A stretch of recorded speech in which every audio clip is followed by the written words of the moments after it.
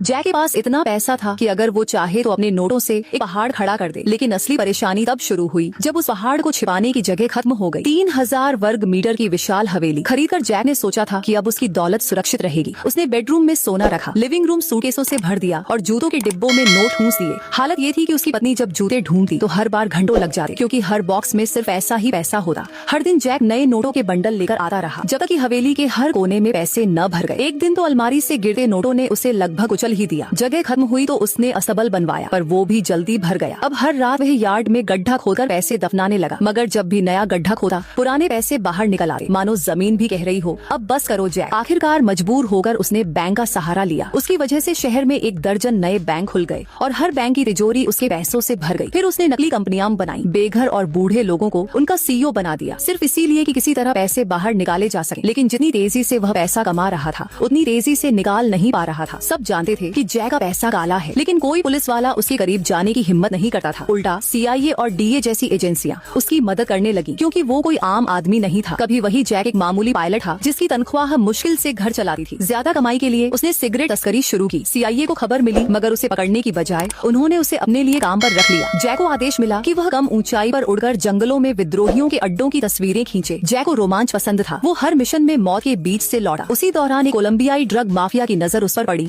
और यहीं से उसकी किस्मत पलट गई। एक पायलट से अरबपति बनने तक जैक ने आसमानों से जमीन तक सब जीत लिया था, मगर उसे नहीं पता था जिस दौलत को वो अपनी ताकत समझ रहा है वही कुछ दिनों में उसकी बर्बादी की वजह बनने वाली है।